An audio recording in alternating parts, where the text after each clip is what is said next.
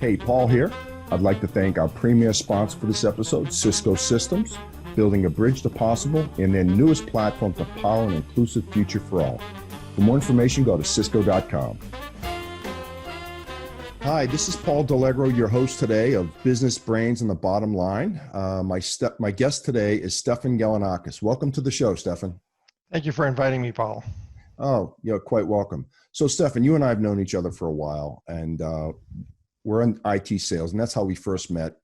But really, we have another passion, another interest, and that's real estate.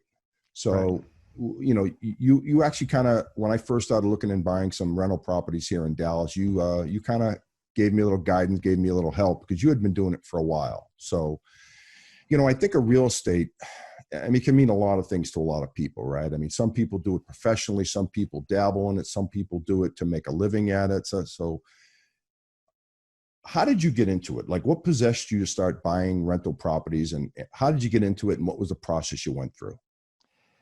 Yeah, so my situation was interesting. It was actually December of 2008. The last time the world was coming to an end, and I just lost my job.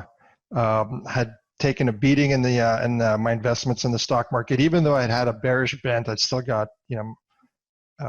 some really bad returns.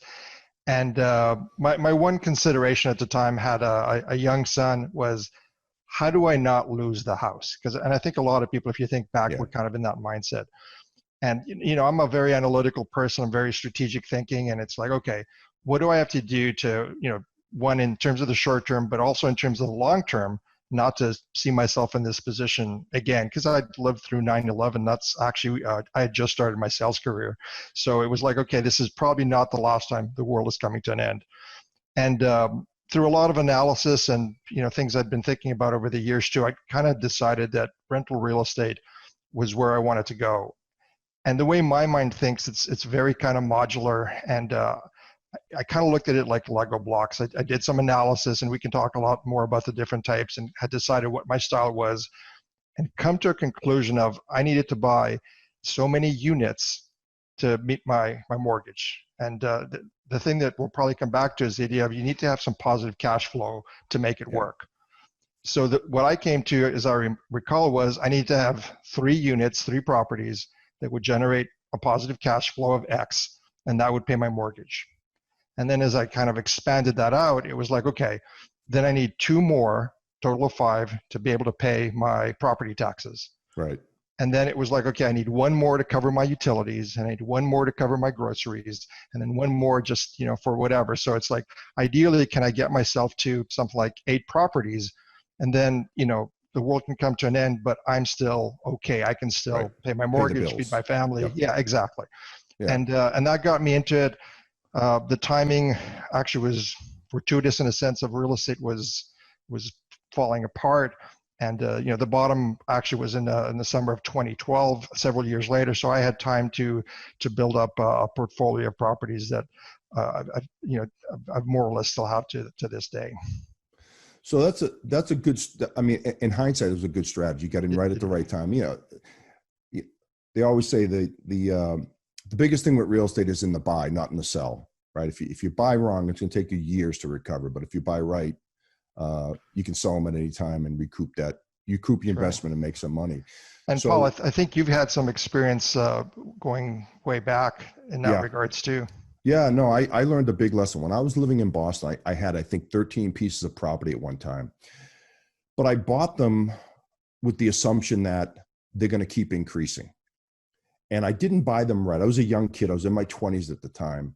And the market crashed. That was in the 80s, if you remember that correctly. And so I ended up being upside down in all my properties. And not only was I upside down, I had negative cash flows in all of them. So, and that's kind of my rule of thumb right now. And I was going to get into that later, but I'm glad you asked. I will not buy a piece of property unless it has a positive cash flow. Because like you said, when the world caves, at least you got rent to cover the mortgage and make some money. And so it took me a while to climb out from that hole. So that was the biggest lesson I learned. At the level I'm at, it's that, just for a regular investor that has some properties that want, my goal is a little different than yours. I just wanted to buy a few pieces of property down here in Texas so when I retire, it's just another revenue stream for me. right? That's all I did it for. Now your strategy is a little bit different. You were trying to cover your mortgage. I'm thinking this from my standpoint when I retire. That's kind of was my goal when I did this. But, lesson learned. I mean, there's a lot, you can get yourself in a lot of trouble in real estate. As we've talked about this a million times. And But you bring up a good point. There are different things. I mean, at that time, and again, at the time, if you'll recall, it was the end of the world again, yeah, and it wasn't clear that we were going to come out of it. That was my mindset. But over the years, in this environment in IT, both in terms of people on the manufacturer side and VARs and a lot of customers, I'm amazed at the number of people that, in some degree, are involved in real estate investment, like directly. Maybe they've got just a few properties. They inherited mom's house when she moved in with them, and they decided to convert it to rental. A few of them are very sure. casual in that regards, but there's also a few that have really done this whole scale where they've got, tens, 50, 60 properties. They're having them professionally managed, and it's a separate investment scheme for them, completely separate of their day-to-day business. Right. So there's a lot of people that do this. A lot of people are interested. Some people I know have actually evolved from rental properties to, okay, I'm done with having 60 units all over the place. I want to go to an apartment building. I know a few people that have done that. So it's I think something of a topic that's of a lot of interest, especially these days when there's a lot of concern about what's happening next. Yeah. So from a financial standpoint, and I don't expect you to share numbers, but you buy that many properties. How did you finance these? Because in down payments, because sometimes you got to put the 20% down or whatever you choose to put down. How did you manage all that? Yeah, so I just went ahead and mortgaged them all from the very beginning. I was actually very blessed that I managed to get a job like within 3 months. So I don't think I would have been able to do it if I hadn't had a history of income and then had a new job as well. Like both of those things had to come together. Because if you'll recall, it was very difficult to get mortgages back then. It was, they ran you through a lot of hoops. I think we're back in that environment. Well, even though interest rates are very low, the banks are very scared about bad credit risk. And from talking to people, it's difficult to get a mortgage or even to get a refinancing. It's the way it should be, though. Yeah. I mean, it shouldn't just be loaning money out to anybody because you can put your signature on a piece of paper. Agreed, and that's what caused the financial crisis. Was all these what they called liar loans, where people said, "Yeah, I'm making $1 million. Yeah, give me some money." No income verification. Just none. Yeah. So I did have a history of great income, and then I did have a job, and when I jumped into it, I financed them. I still had to put down 20% because, as anyone who's been in sales knows, there's a volatility to our income. And the other reason I put in 20%, and even like as I kept going years later and I had more stability and obviously better growth, you just got a better interest rate. I mean, sure, you can go out there and you can do 3 or 4%, but you're paying for that in terms of higher interest rate. Yeah, PMI too, right? Yeah, right, and exactly. PMI is a big part of that as well. So I found that I just kept putting down the 20%. That still gives you a 5-to-1 leverage, which is a big part of the return on the investment.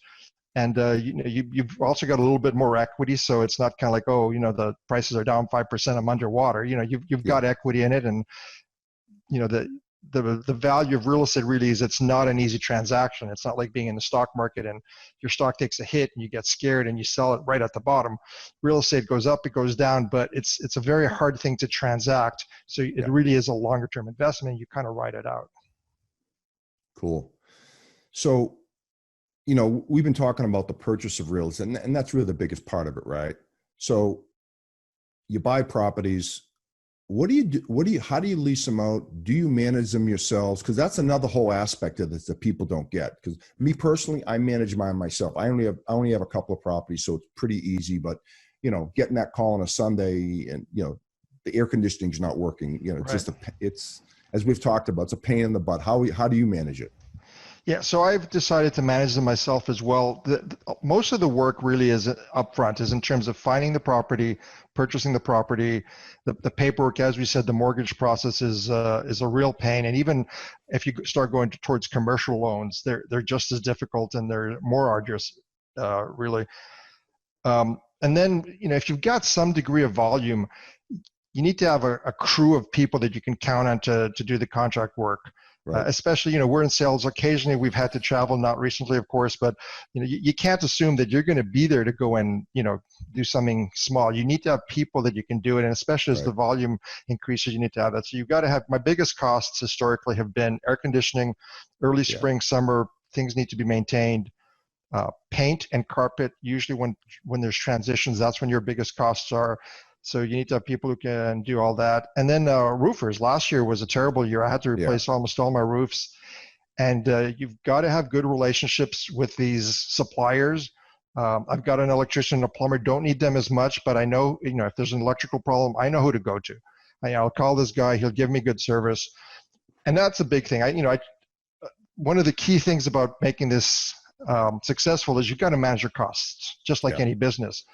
But I've made a decision. It's not always about getting the cheapest price. It's about the service. As you say, my air conditioning guy, he'll come out on a Sunday. He's done it, and he's not charging me a premium for it. Yeah. Same with some of the other guys. If I call them and say, hey, I need you to come out, give me an estimate on this, I've done enough business with them that they will come to me and they'll kind of maybe put me ahead of some other projects. And it's that service you get, that relationship you've got is more valuable than, okay, I can cut my costs by 3 or 4% by going to somebody new. Yeah, because you get an unhappy tenant. It's never a good thing. Right. Yeah. So, do you have the financial goals you have? Do you rate them on like an ROI? Because I know you're pretty good with numbers. We've talked about this before. I only have a couple properties, so it's not that big a deal for me. But you get as many as you have.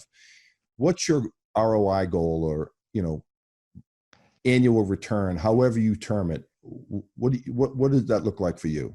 Yeah, and so and I'm a big numbers guy, and I like doing things on spreadsheets. I don't like like the Quickens where you put in numbers and you get something out. I actually like to be able to go in and kind of make adjustments and say, okay, what happens if this goes on? What happens if this price goes on? What happens if I paid off the mortgage? What does that do to the effect? So I'll like to know where the numbers come from in that regards, and but that's me specifically.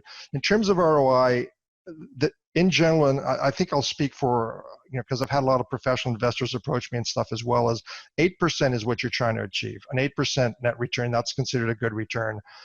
The way I did it when I started doing it was, my rule of thumb was, I'll call it a 1-to-1. If you were buying a property for $100,000, you need to be able to rent it for $1,000. Right. Right. And back in those days, there were bargains out there, especially for several years. Probably around 2015, 2016, real estate had recovered quite a bit, and rents had not kept up with the real estate. You couldn't do it, so I lowered my expectation to like 80%. If I could buy a property for $200,000, I needed to be able to rent it for $1,600. And I think even at that kind of ratio, the numbers will work out. Anything beyond that, and I think the past few years, I don't think that's been possible to find those kind of bargains where you can get that kind of return.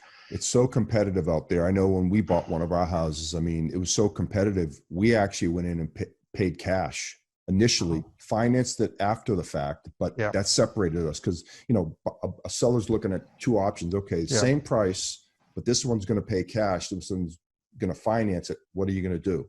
Right. Take the cash offer, obviously. So then we pulled money back out of the house because we didn't want to tie up all our money in the houses. But and that's where the profit is. The profit is in the leverage. If you're getting an 8% return, and there are a lot of professionals out there. There's hedge funds and real estate investment trusts, and even just large organizations out there that are actively buying properties. I get pinged regularly about, hey, we want to buy this property from you, and they're looking at those returns. Some of them are not using leverage. That's where they need that 8%. But just imagine if you've got 5-to-1 leverage, you've mortgaged the property, and you're getting 8%. That's really a 40% return you're getting. It's a fantastic return, and that's why everyone's trying to, even at professional levels, they're trying to get into these properties, because if you're using the leverage, you're getting a great return, and you don't have the risk as like the stock market. If you go into a stock market with 4-to-1 return, you get like a bad week like we did in or a bad month like March, you're out. You've got margin calls, you've been kicked out. Whereas with the properties, you just have to be able to pay the mortgage. As long as you can keep making that cash flow payment, you can ride it out. And that's my whole premise right now is, so what we did, my wife was a little nervous about buying real estate because she had never done it before. I had. So we actually took a class at Collin County Yep. Community College. It was like a 5 or 6 week, once a week type deal with it's how to buy and sell real estate and really buy it to manage it. And out of that, we got this formula and we just plugged in numbers. It was an Excel spreadsheet. We plugged in the numbers, maintenance, taxes, Yep. HOA number, Yep. all these numbers. And if you didn't have a positive cash flow on the property, we walked. So that made her feel a lot better. Yep. Okay, we have a plan. Yep. So that's how we get into it. And it's worked out well for us. And, again, the bottom line for me is when everything hits the fan, you got to have a positive cash flow in these properties. Yeah, I completely agree. I think that's what went wrong in the 2007 timeframe. People were buying properties with very low down payments, Yep. not being, the cash flow is not making sense, even their own personal properties, just anticipating, okay, well, the property is going to go up. That's what's going to make money for me in the long term. And you can't look at it that way. It's not a capital gains benefit. I mean, you might get that they should appreciate over time, but it's got to be positive cash flow. Yeah. I mean, the reality is you'll never lose real estate over the long haul. If you historically over the last 100 years, real estate has always gone up. They've had dips, like you said, crashes and downturns, but eventually it'll come back. And that's where the positive cash flow comes into play, I think, is that, like I said, you don't have to go sell the house because, you're upside down in it. And like happened to me when I was younger. Right. Lesson. I paid a lot for that lesson, by the way. Yeah, I'm sure. But you've learned now and you're wiser. Yeah. Well, I'm definitely a lot wiser. And plus, I'm getting older, I can't afford to, retirement's not that far away for all of us, and you can't afford to take big hits anymore. When I was in my 20s, I was like, who cares, right? I'll just make some more money. It didn't bother me. But now it's a little different story, So I do have another question for you, though, about investing. And, I think I told you my strategy was I wanted to just buy some properties so that, when I retire, I have another revenue stream between Social Security, if it's around for us, my 401k investments, and just real estate was just another revenue stream for me. What's your strategy? I mean, I think you gave some of it, but are you going to sell it all at one point and just cash out and put the multiple millions and then I'll be your best friend? It was really about having an alternative revenue stream, for the shorter term. And I have said even from the beginning, this is my retirement plan. So not dissimilar to you, but it was more about being able to kind of have a revenue stream shorter term as well. And that has worked out well as well.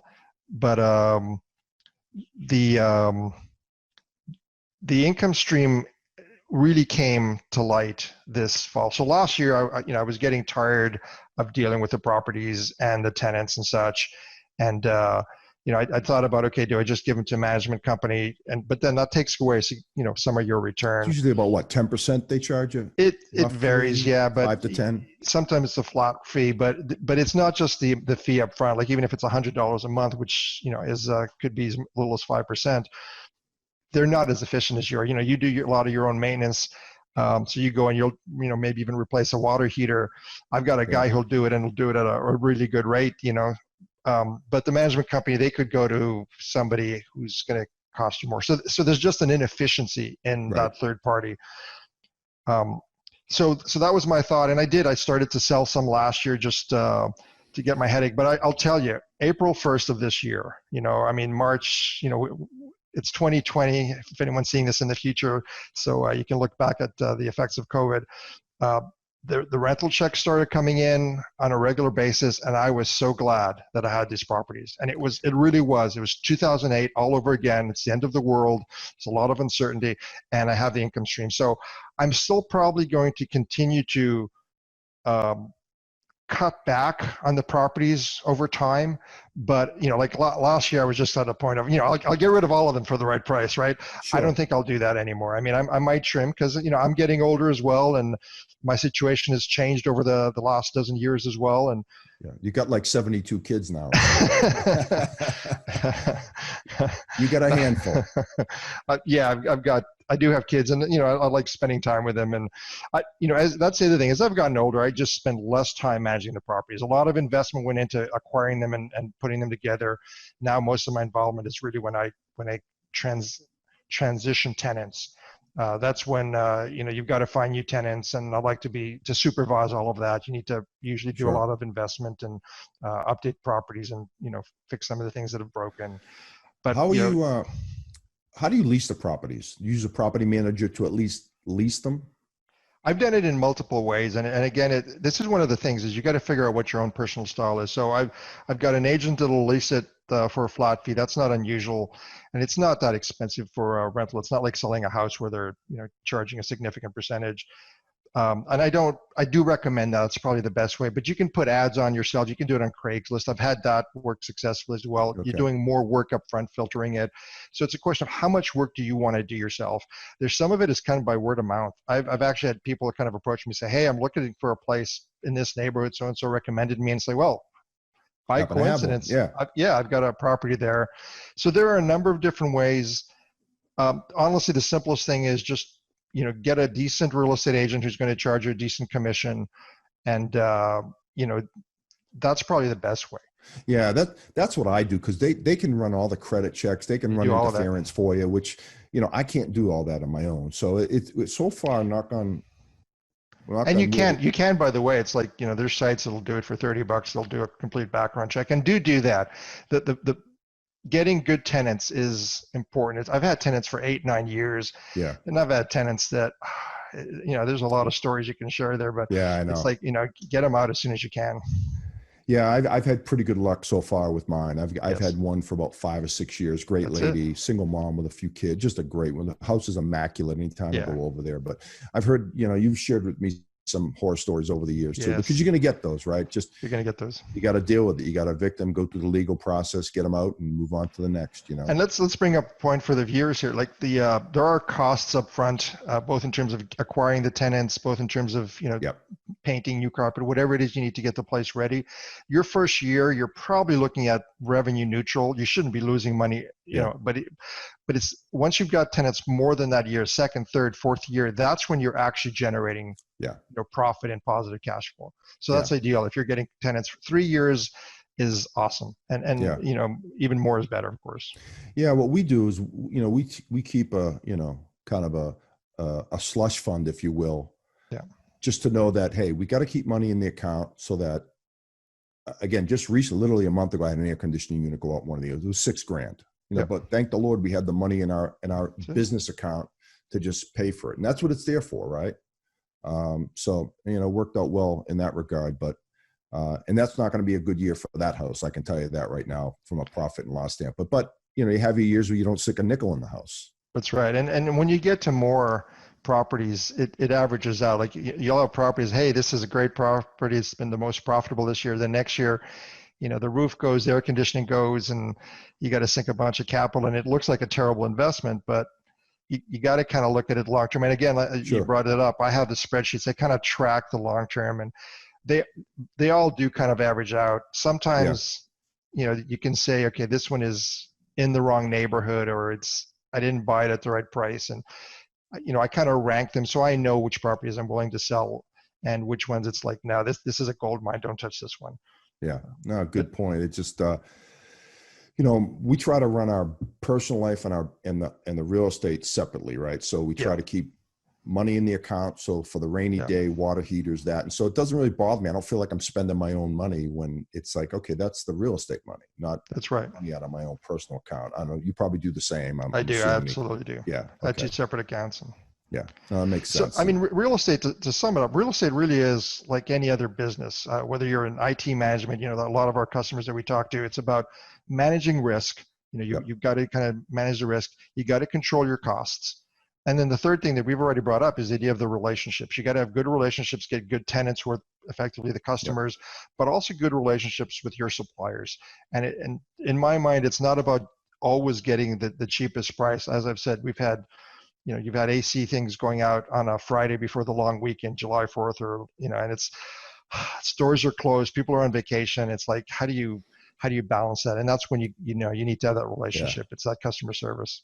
Yeah. So I've got a few guys too. Like you Yeah. said, I've got a plumber, I not this think I past. referred my roofer to you. I think you like them as well. So you got to have Yeah. those guys.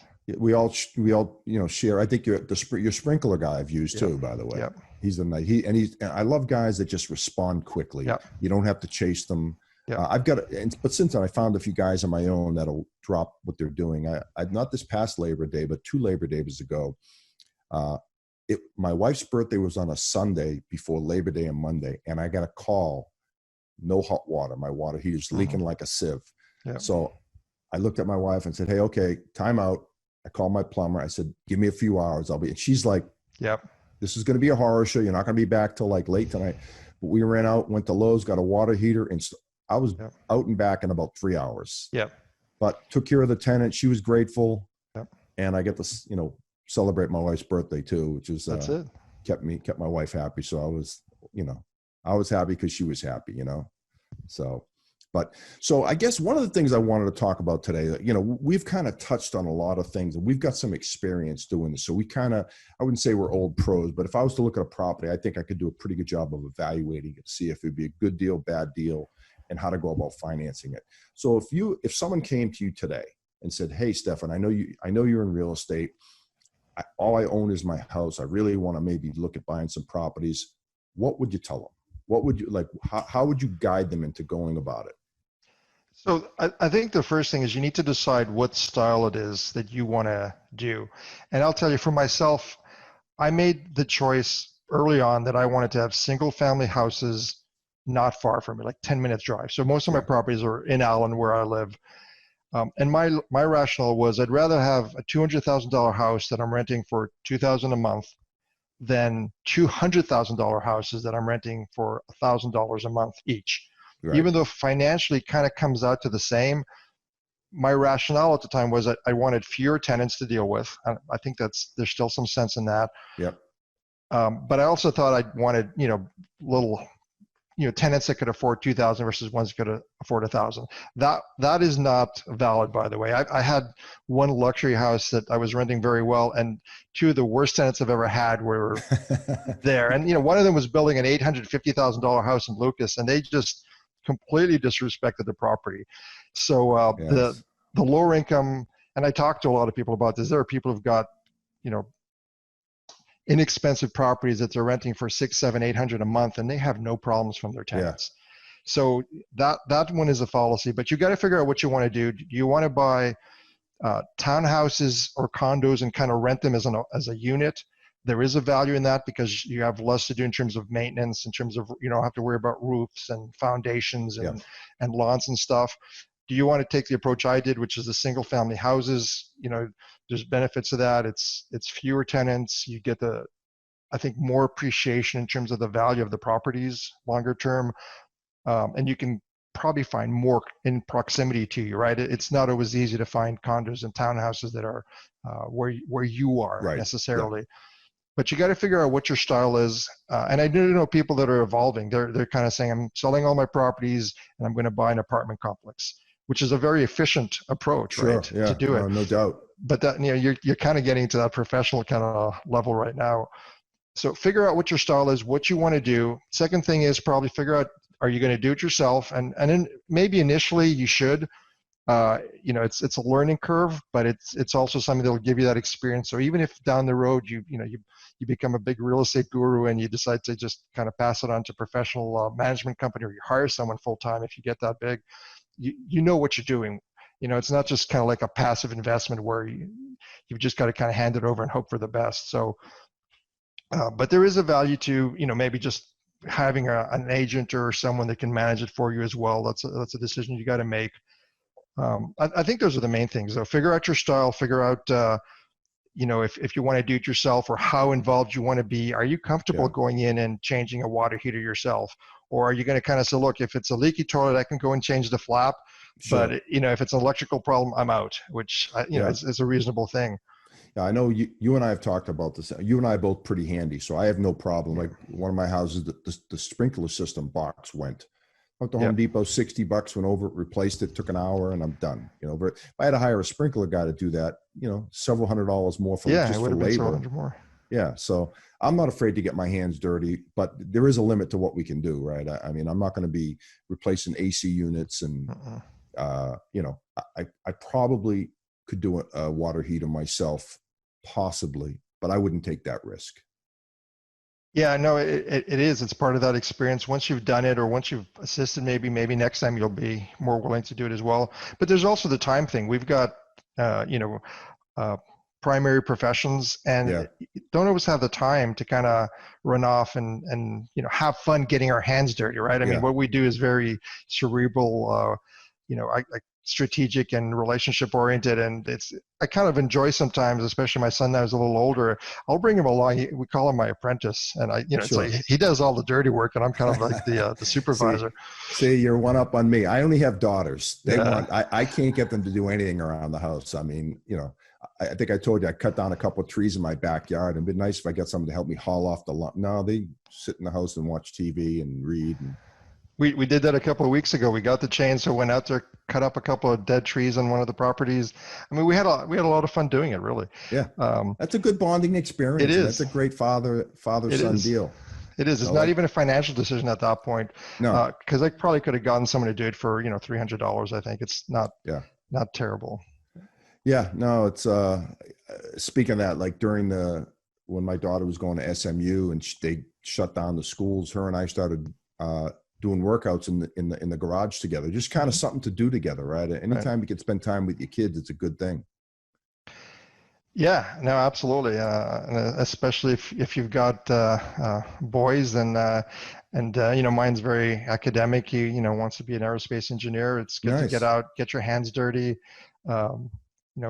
play with something practical. It's not just all a textbook. So yeah, and you can teach them a little bit about the real estate business too. I can. I asked him that once. I said, well, I can leave my rental properties to you. And he's kind of looked at me with horror, like, no, I don't want to deal with the tenants.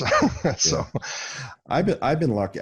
Well, when I was in Boston, I had some tenants that were just buttes. I had to go actually evict them with, go to court, judge. It's just ugly. You don't want to get that. So far down here in Texas, I've been pretty lucky. I've had some good tenants, and I've had some tenants leave, but they gave me notice. It was very professional, and no one has wrecked the properties yet. So we'll see. I've had it all over the place, but I have had some great tenants. I've had some for 8 or 9 years. I've had a property burned down. I've had to evict some people. I've had a few just lose their jobs and call and say, "Hey, I'll be out this weekend, but I'm breaking my lease." And it's like, okay, I mean, what can you do? They've lost their jobs. But at least they were honest with you, right? I would rather have a tenant say, "Hey, I know I'm 6 months into my lease, but I'm moving. I have to go back live with my in-laws because I lost my job." Well, at least you got a little bit of lead time versus all of a sudden you show up one day and there's no one living there. Yeah, and the ones that are up front, usually they're calling you, they're telling you they clean the place, and it is what it is. There's nothing you can do. There's no point in saying, "Oh, well, you owe me 6 months of rent." That's I wouldn't even attempt that. It's get out of the house, rent it again, and be that's done. right. And things are bad enough for them. I mean, what are you trying to get blood from a stone for? That's crazy. Yeah, you'd be wasting your money taking them to court. Yeah, no. Yeah. Unless they didn't move out, then you don't have a choice. But and I was just thinking about this. With the being in a pandemic and Congress is passing all sorts of laws about not being able to evict people. I haven't even thought about that. Do you know anything about that one? Yeah, it's very interesting. So there are the federal guidelines that, and then this latest round obviously is the CDC guidelines, and then there were local restrictions that I live in Collin County. Most of my properties are here. The Collin County and Dallas County had applied in the earlier parts. It is difficult to evict people, but it's a two-edged sword, right? Because the rents and associated fees are not forgiven. So when this protection goes away in December, then they still owe the rent and the back rent and late fees and other fees as well. So it's kind of like reminds me a little bit of the financial crisis where people who knew they were underwater, they stopped making payments and they just waited. Some of them dragged it on for months or even years because the loss of the foreclosures were in 2012, 3 years Right. later. And if they're not paying their rent, they know they're going to get kicked out in January 1st, but they're sitting there kind of just biding their time. And some of them are sincerely people. A lot of people have been adversely affected. Some people are not in a position to pay or to move. And that's really the challenge at a national level is how do you find the right balance for it. But there are other people who are just, I think, taking advantage of the Sure. situation. Yep. I am very fortunate.